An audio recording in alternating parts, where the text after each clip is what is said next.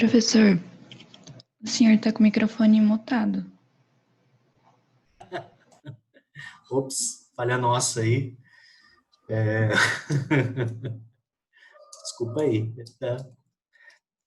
Eu empolguei e comecei a falar, o microfone desligado. Beleza. Isso acontece. Voltar à fita, né? Como a gente falava antigamente. Né?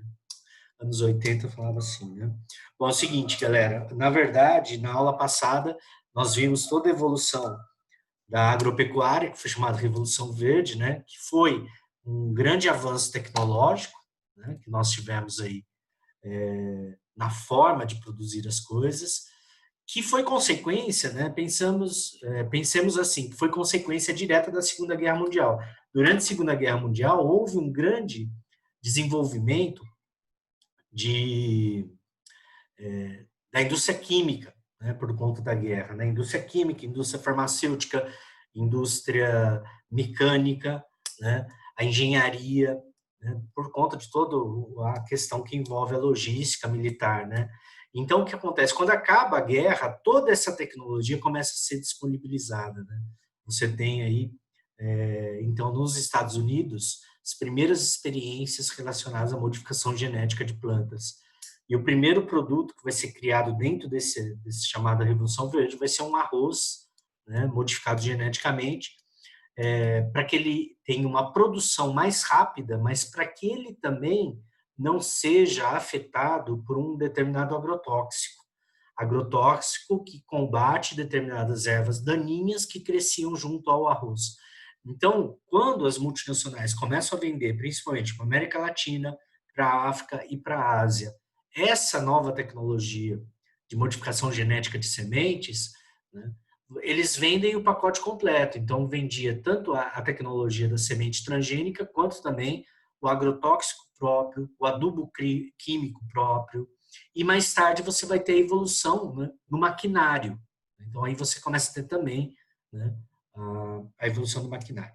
Eu vou contar uma história que está mais ou menos relacionada com o que acontece na Revolução Verde, desde aquele tempo, né, desde o final da Segunda Guerra Mundial até hoje, que muitos, né, produtores rurais reclamam, né, principalmente aqui na América Latina, que se por um lado você tem algumas vantagens para produzir com essa tecnologia, uma delas, né, é que a semente transgênica, como eu falei, ela é resistente a determinado herbicida, né?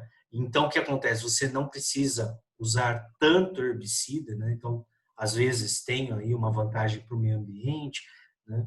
Às vezes tem um custo menor, mas o problema é que a semente ela tem prazo de validade. Então o agricultor ele não consegue mais plantar, guardar sementes para o ano seguinte, não precisa comprar. E todo ano ele tem que comprar um lote novo, porque essa semente modificada geneticamente tem isso. Então um grande problema que ocorre, né, com a Revolução Verde, né, vai ser isso, a dependência, né, do agricultor, do pecuarista, né, com toda a tecnologia que vai ocorrendo no setor.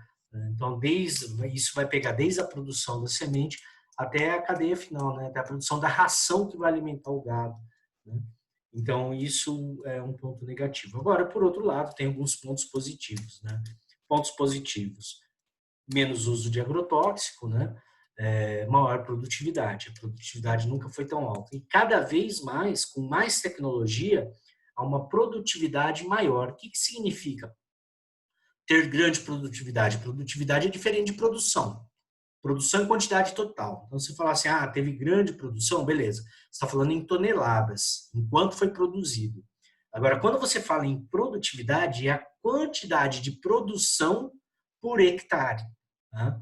Então, o que acontece? Quando você tem aumento de produtividade, significa que você está aumentando a produção, mas sem aumentar a área de plantio.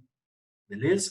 Então, é isso que atualmente ocorre. E sempre que o vestibular for falar com vocês a respeito desse assunto, muitas vezes ele pode pedir, né, na alternativa, na mesma questão, principalmente se for uma questão dissertativa, né, com duas perguntas, a questão social. Né? Por que, apesar do aumento da produtividade, o aumento da produção mundial de alimentos, ainda se passa fome e ainda tem tantas áreas que são grandes produtoras de alimentos, mas que tem grande quantidade de população passando fome. Então, lembra daquela história, né? Essa produção, essa produtividade está a serviço de um novo, né, novo entre aspas, né, modo de produzir, que é chamado agroindústria, que liga o campo, a indústria de transformação desse alimento e o mercado consumidor, através de grandes redes de supermercado, né? E aí o que acontece? Quem tem dinheiro para comprar se beneficia disso, quem não tem fica de fora. Então aí entra esse debate mundial sobre essa questão, né, do aumento da produção, do aumento da produtividade, mas manutenção ainda de muita gente no planeta passando fome. Tá? Bom, detalhe, eu trabalhei com vocês na aula anterior também, né, a questão, né, do solo, né? Então, muita atenção ao solo. Por quê? Porque o solo é um bem, né? É um recurso natural, é tido como recurso natural, tá? Relativamente renovável. Isso o que quer dizer relativamente renovável? Porque um solo completo, com todos aqueles horizontes, demora milhares de anos para se formar. Mas se você usar a técnica errada, você pode perder uma área agricultável em 10 anos. E quando a ONU criou, né, o Ano do Solo, né, teve essa preocupação, né, foi justamente por conta da observação de que, principalmente nos países tropicais, que concentra a maior parte dos países subdesenvolvidos e né, também grandes produtores agrícolas, a perda de solo se acelerou, né, por uso de técnicas erradas. Então, vou projetar para vocês aí, né, uma imagenzinha, né, da aula anterior, né? Deixa eu achar aqui só. Opa, não é esse aqui é indústria. Era só um minutinho, gente.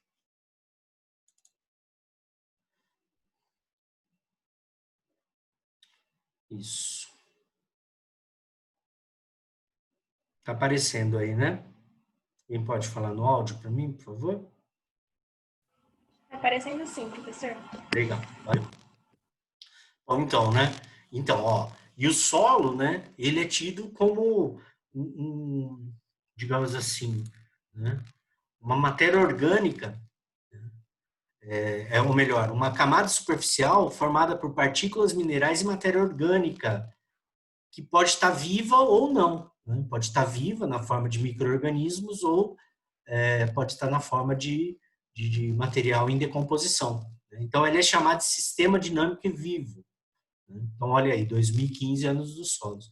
Então, quando você não cuida do solo, você perde esses horizontes. Coloquei essa questão do Enem para vocês observarem como é o tipo de exercício de vestibular que fala de solo. Ele pode, muitas vezes, falar diretamente daquelas técnicas. Oi. Professor? Sim. Tá aparecendo a tela, mas não apareceu o slide. Tá aparecendo os documentos aqui. Ah, peraí, então. Deixa eu fazer o seguinte.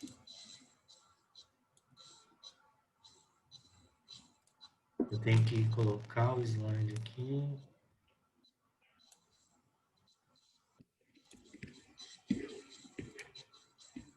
Agora acho que vai. E hoje eu tô, hein? Agora foi. Bom, beleza. Agora acho que foi, né? Apareceu aí? Questão 6? Sim.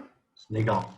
Então, ó, é muito comum, né, nas questões relacionadas a solo, mostrar o seguinte. País tropical, ó, país tropical, né? Como que você sabe que aqui é uma área de país tropical, sem olhar que a vegetação típica aqui, né, é a floresta tropical? Você percebe que é tropical por conta da linha de temperatura, ó, que ela sobe, ou seja, temperatura mais alta, e a linha de pluviosidade ou precipitação também. País tropical, muito calor, muita chuva. Então, nessa área, você tem as condições ideais para o desgaste das rochas e formação de um solo mais completo, mais profundo. Nas áreas mais frias, observem que o solo é mais raso. Tá? Então, na área tropical, a gente fala que o solo é latossolo. Se vocês virem essa palavra, latossolo, em questão de vestibular, é solo com todas as camadas, tá? Solo completo. Muito comum em país tropical, muito comum no Brasil, muito comum aqui no interior de São Paulo, beleza?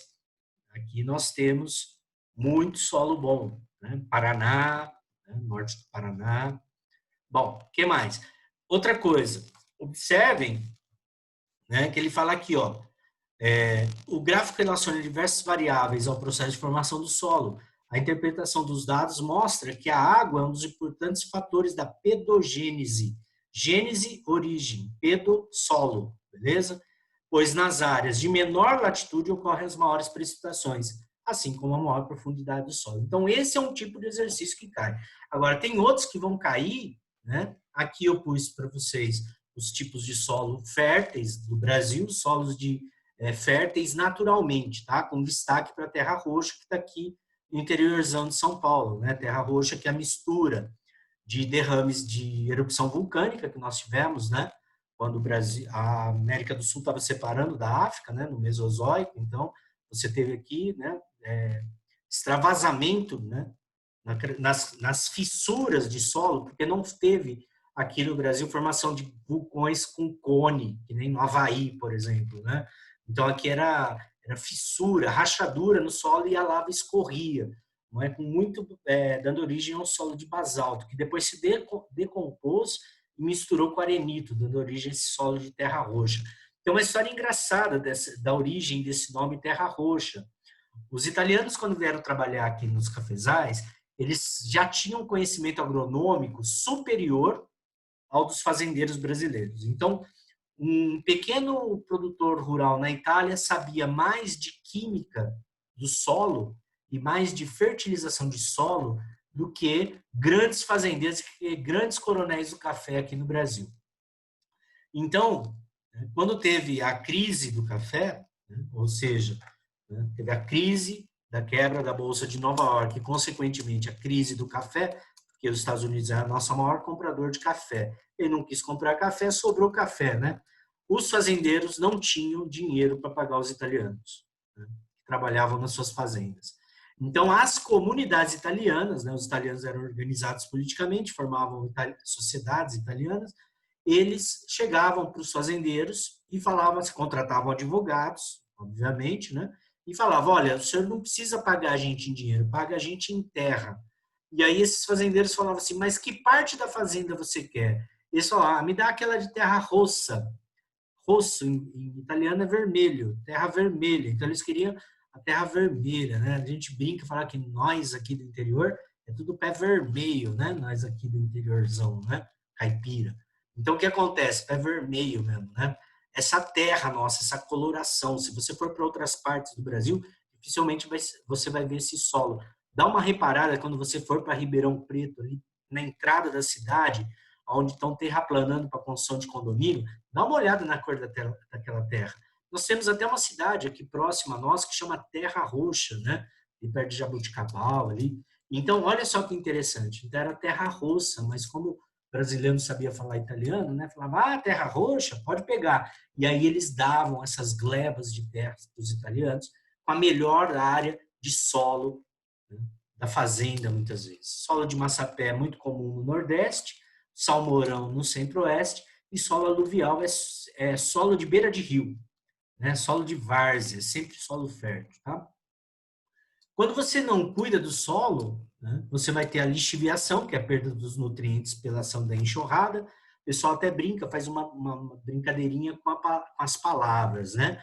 Ó, quando você tira a cobertura vegetal, a água da chuva forma enxurrada, que provoca lixiviação, beleza? Então, a água da chuva, né, forma enxurrada, que leva os nutrientes do solo, formando o processo de lixiviação. Tá? O que mais que a gente fala? Laterização é quando o solo ele solidifica, né, um solo com muito óxido de ferro, hidróxido de alumínio, ele solidifica também por conta de perda de cobertura. E aí é difícil recuperar esse solo, porque isso aqui não é uma compactação do solo. Isso aqui é uma modificação na estrutura química do solo. Então, é difícil você recuperar esse solo. Outro grande problema é solo ácido, mas isso hoje tem tecnologia fácil. É só jogar cal. processo chamado calagem, que é muito feito, né? Por exemplo, aqui, né? na região de Araraquara, que tinha solo ácido, né? Aqui nós estamos numa área que tinha muito cerrado. Quero chamar a atenção de vocês o seguinte: quando você estiver na Washington Luiz, indo de Araraquara para São Paulo, depois que você passa o posto Castelo, se você olhar à sua direita, você vai ver uma grande área de vegetação de cerrado. Ali é uma reserva estadual de cerrado, tá? É uma das poucas reservas de preservação da vegetação de cerrado na região central de São Paulo, né? Porque aqui o solo predominante era cerrado, tá? Esse solo, essa vegetação de cerrado, esse solo ácido, começava mais ou menos, né, em parte aqui próximo a Araraquara e vai até mais ou menos São José do Rio Preto.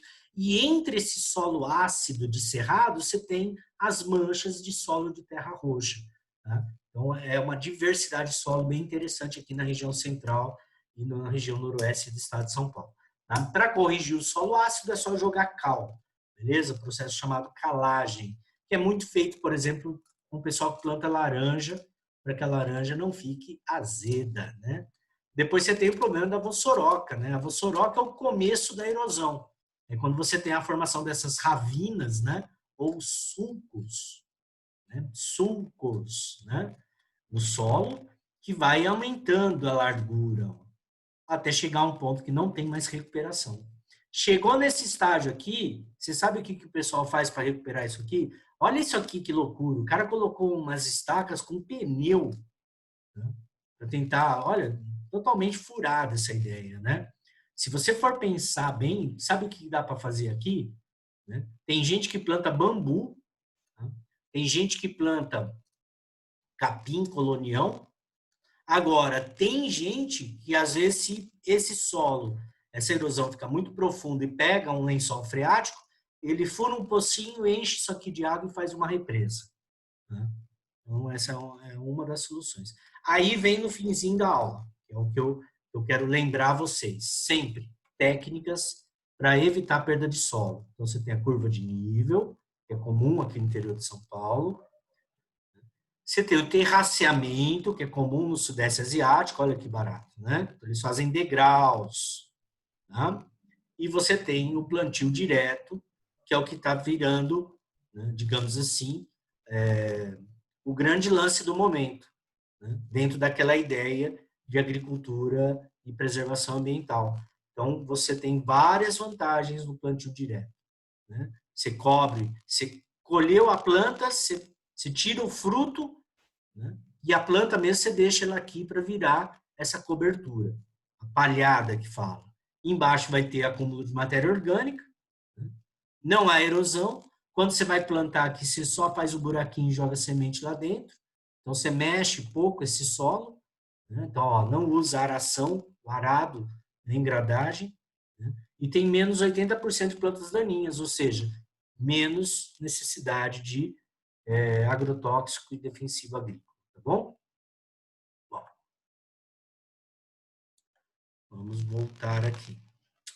Beleza, gente. Então, o que é legal, né?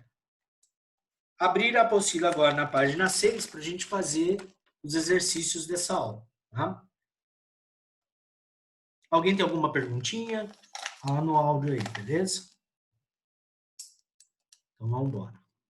Bom, o primeiro exercício aí, ele tem uma imagem muito legal, já dá para ver de cara que é terraceamento e já dá para ver de cara também que é plantação de arroz. O arroz tem dois tipos de arroz. O arroz do Sudeste Asiático é um arroz que ele gosta de água, ele gosta de lugar encharcado. Esse tipo de arroz que a gente fala, né? Esse tipo de arroz que gosta de muita água, gosta de ser plantado, né, em lugar lamacento, né? Se planta aqui no Brasil, no sul do país. O maior produtor de arroz do Brasil é o Rio Grande do Sul. Então, se você for visitar ali o litoral de Santa Catarina e o litoral do Rio Grande do Sul, você vai ver muito lugar assim, com plantio de arroz. Agora, se você for para Goiás e ver as plantações de arroz, você vai ver que vai ser em solo seco. Esse é chamado arroz de sequeiro. O arroz de sequeiro, ele precisa de irrigação, tá?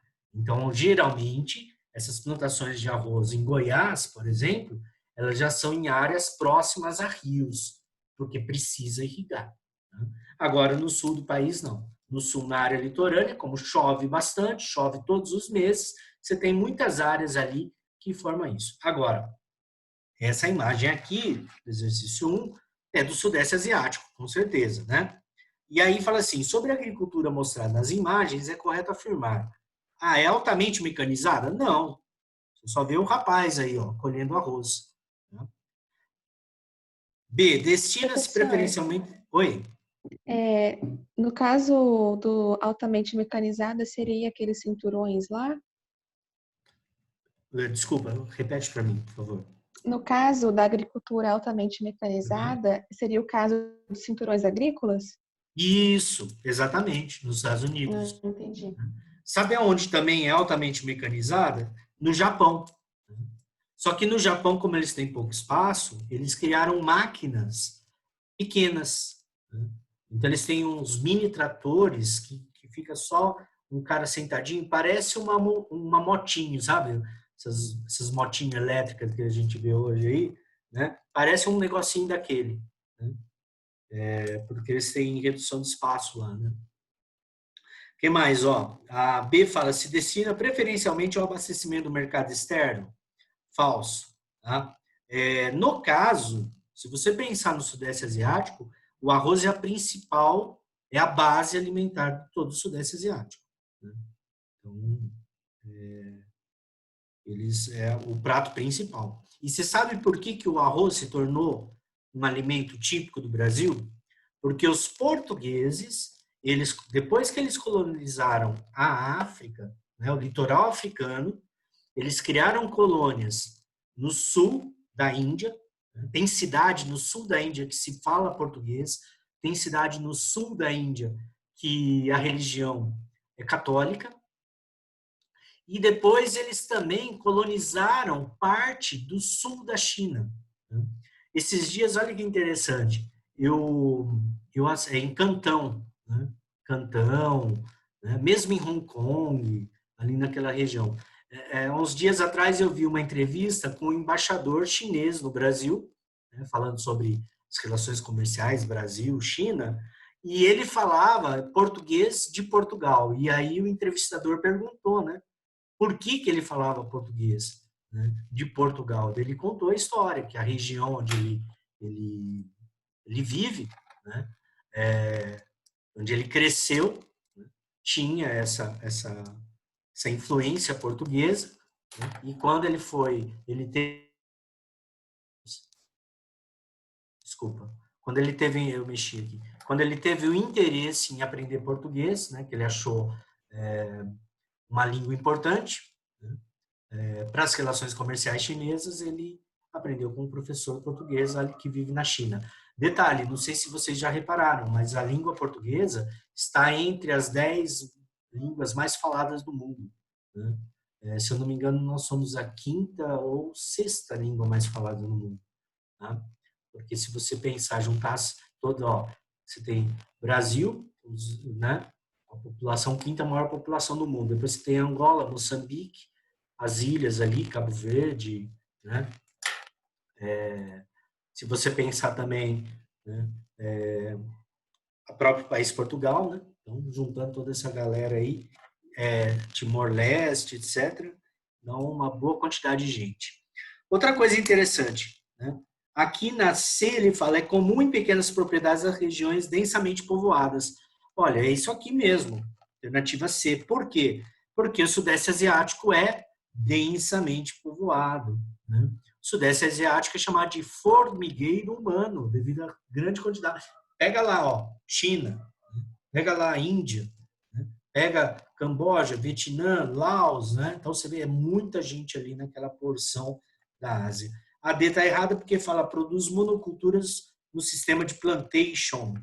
Não, tá? Nessas áreas aqui de terraceamento, policultura, eles plantam outras coisas junto. O arroz é a base, mas eles plantam muitos legumes também.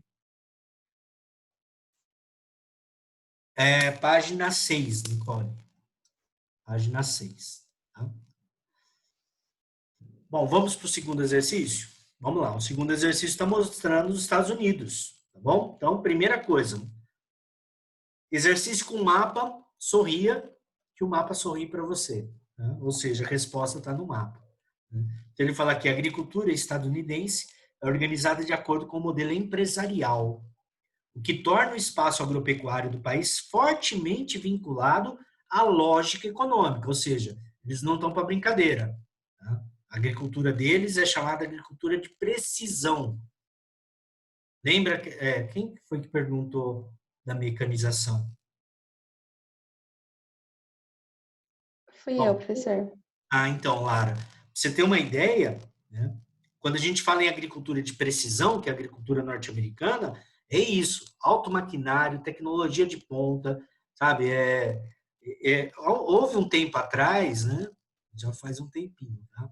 Eu era adolescente, meu pai me levou em Ribeirão Preto naquela feira AgriShow, que é a maior feira de tecnologia agropecuária, né?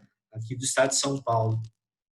E naquela época, né, final dos anos 80, já tinha uma exposição ali da Massey Ferguson, né, uma empresa norte-americana de tratores, mostrando trator com GPS. Né? Então, na década de 80, nos Estados Unidos, eles já usavam GPS nos tratores. Né? E o expositor, ele estava contando, ele até tinha imagens que ele mostrava. Áreas de colheita de trigo nos Estados Unidos, que os tratores, por terem GPS, eles não precisavam de motorista. Os tratores escolhiam sozinho, né? Tinha um computador de bordo, GPS, e olha como eles estavam à frente, né, da gente. Até hoje é difícil ainda você achar aqui no Brasil, né? Então, é isso. Né? É uma agricultura que tem como finalidade ganhar muito dinheiro, então o investimento também é bastante grande. O que torna o espaço agropecuário do país fortemente vinculado à lógica econômica. O principal fator locacional, falou locacional, ele está querendo saber que característica local, né, determina, né, a presença desse tipo de produção, Dairy Belt. Tá? Dairy Belt está aqui embaixo na legenda. Então aí você vai olhar, ó, cinturão de derivados de leite. Opa, peraí, lembra aquela historinha que eu contei? Que as grandes cidades, né, elas precisavam receber o leite rápido quando ainda não tinha sistema de refrigeração. Né? Então, na verdade, Dairy Belt é alternativa B, mercado consumidor urbano expressivo. O Dairy Belt ele sempre está próximo a grandes centros urbanos. Tá bom? Depois, terceiro exercício. Observe o mapa a respeito da produção agrícola de orgânicos. Pessoal, vou dar uma dica para vocês. Quando um exercício como esse tem países e números, você tem que perder um tempinho e fazer uma jogadinha rápida. Se olha a legenda, onde está a área, você vai marcar qual que tem maior área. Maior área, tá? Tá aqui na Austrália, na Oceania. Tá? Então, você vai lá e põe número 1. Tá? Segunda maior área de orgânicos, Brasil. Terceira maior área, Europa. Beleza? Você já marcou os 3 primeiros em área. Qual é a outra informação? Número de produtores. Aí você marca com a caneta de outra cor ou com um outro símbolo. Tá? Então, quem está em primeiro em número de produtores de orgânicos? África. Depois, em segundo lugar, quem que está? Ásia. Em terceiro lugar, novamente aqui, América do Sul. Vamos colocar como América do Sul, não só Brasil. Tá bom? Então, agora você já sabe quem são os maiores em área de produção e os maiores em número de produtores. E aí você vai ver as alternativas e comparar com essas informações. Quando você faz esse esqueminha de colocar esses números, você visualiza rápido a resposta. Então, fala assim, com base no mapa, considere as seguintes afirmações sobre a produção agrícola de orgânicos. A Oceania, diferente dos demais continentes, tem sua produção em grande escala. Tá? Verdade, você viu que está em primeiro lugar. 2, a Europa e a América do Sul têm a sua produção de orgânicos com características muito diferentes. Desculpa, muito semelhantes. Né? Tá. vamos ver em que sentido. Né? Sim, em área. Né? Em área é muito semelhante, então verdade.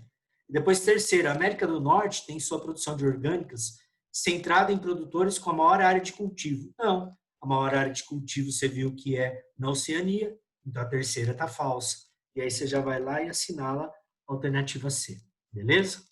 Então é isso aí. Às vezes você perde um tempinho analisando o mapa, analisando o gráfico, mas aí você vai mais rápido na hora de achar a alternativa na resposta. Tá bom? Beleza. Pessoal, temos um minutinho aí e eu vou começar a próxima aula, tudo bem? Industrialização e países de industrialização pioneira. Tá? Página 9. Deixa eu digitar para vocês.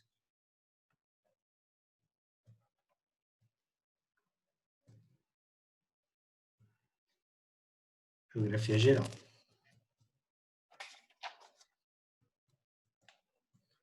Geral.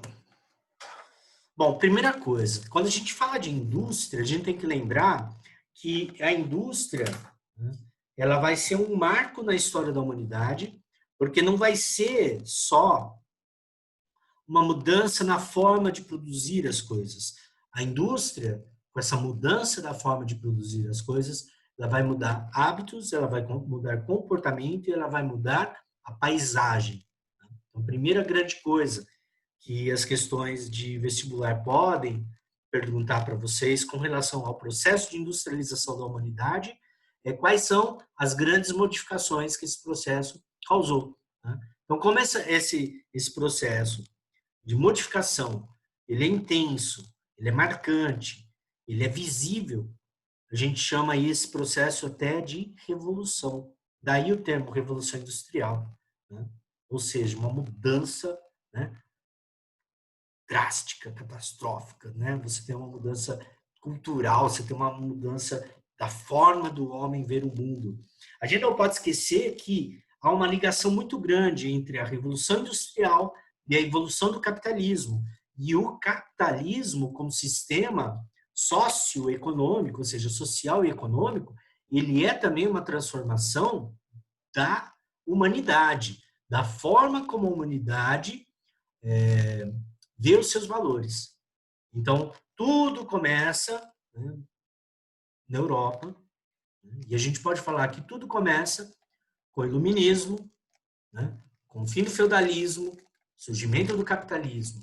Então, é uma sequência, beleza? Por isso que é importante, sempre que você pegar um assunto desse, de geografia econômica, né, geografia humana, é importante você dar uma recapitulada na história, beleza?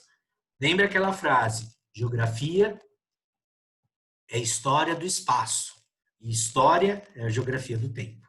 Então, uma matéria ajuda a outra, beleza? Bom, detalhe, nós temos aí uns minutinhos. A gente começa falando dos tipos de indústria. Então, eu vou apresentar para vocês aqui a indústria.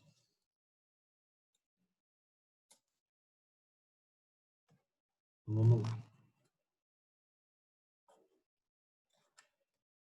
Bom, a gente começa, antes de falar de indústria propriamente dita, né, a gente tem que falar da primeira atividade humana, né, de larga escala, que é o chamado extrativismo vegetal. Porque a indústria, ela vai depender de matéria-prima. O que a indústria faz?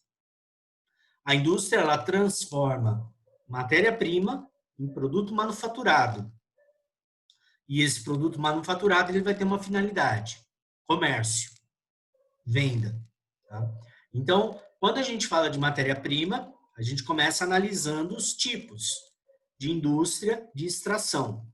Você tem o extrativismo vegetal, que é quando você tem a retirada, né, de um produto da natureza, seja ele, como aqui na foto embaixo, as castanheiras aqui, né, quebrando o coco da castanha do Pará, mas você tem de forma organizada, né, que é, por exemplo, as plantations de seringueira aqui, muito comum no interior de São Paulo. Então, é uma exploração de recursos vegetais que pode ser de forma natural, coletando direto da natureza, ou de forma mais organizada, mais racional, né, com o plantio dessas árvores com finalidade comercial. Toda vez que você planta algum tipo de árvore com finalidade comercial, é chamado silvicultura, tá? Seja para tirar madeira ou seja para tirar algum produto dessa espécie. Tá? Detalhe, extrativismo vegetal não é agricultura, né? Então, aqui é agricultura, aqui em cima. Aqui embaixo, não. Agora, o que mais vai servir à indústria, né? A indústria que a gente conhece... Professor, Oi? agricultura só é quando envolve máquina, então? Não, é que a agricultura é quando você modifica a paisagem. Tá? Então, é o homem que vai lá e planta a semente. Ela não nasce naturalmente. No caso da castanha do Pará, é uma árvore típica da floresta amazônica. Então, essas moças que estão ali quebrando o coco para tirar a castanha, elas têm que andar na floresta para encontrar a castanha. No caso da seringueira ali, foi plantada, né, com técnica. Então, o que diferencia a agricultura da produção, né, do extrativismo natural, né, é a aplicação da técnica. A agricultura tem técnica e, consequentemente, vai ter máquina também, tá bom? A máquina faz parte. Tá? Bom, aí quando a gente vai falar dessa indústria nossa, né, essa indústria que produz o que nós temos em casa, que nós compramos, né, boa parte da sua matéria-prima vem da chamada indústria extrativa mineral. Bom, nós temos só um minuto, tá bom? E aí vai encerrar e eu já volto para a aula seguinte. A indústria extrativa mineral, bom, eu vou dar uma parada aqui, porque o próprio sistema aí do Zoom vai encerrar a aula. E aí eu retorno no mesmo endereço. Conto com vocês, é para voltar, hein? Tá bom? Vamos lá.